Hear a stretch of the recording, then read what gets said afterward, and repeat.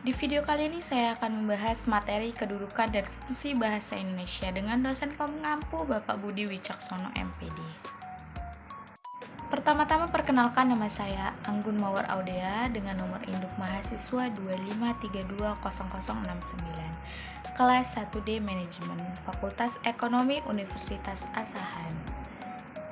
Materi pertama yang akan kita bahas yaitu bahasa Indonesia sebagai bahasa nasional.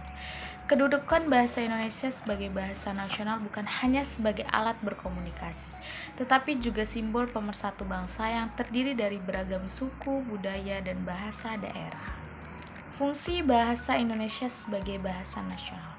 Fungsi pertama sebagai lambang kebanggaan nasional, fungsi kedua sebagai lambang jati diri atau identitas nasional, fungsi terakhir sebagai alat perhubungan antar budaya dan antar daerah. Bahasa negara sebagai bahasa Indonesia. Di Indonesia, bahasa Indonesia memiliki kedudukan istimewa karena telah ditetapkan dalam Undang-Undang Dasar 1945 Pasal 36 yang berisikan bahasa negara ialah bahasa Indonesia sebagai bahasa negara.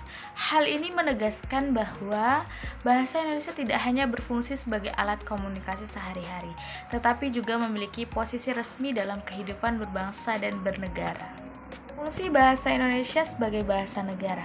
Fungsi pertama, sebagai bahasa resmi negara. Fungsi kedua, bahasa Indonesia dalam kedudukannya sebagai bahasa pengantar resmi di lembaga-lembaga pendidikan. Fungsi terakhir sebagai bahasa resmi di dalam kebudayaan dan pemanfaatan ilmu pengetahuan dan teknologi modern. Fungsi bahasa Indonesia secara khusus.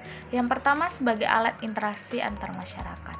Fungsi kedua sebagai bahasa resmi dalam administrasi pemerintahan. Fungsi terakhir sebagai alat ekspresi diri.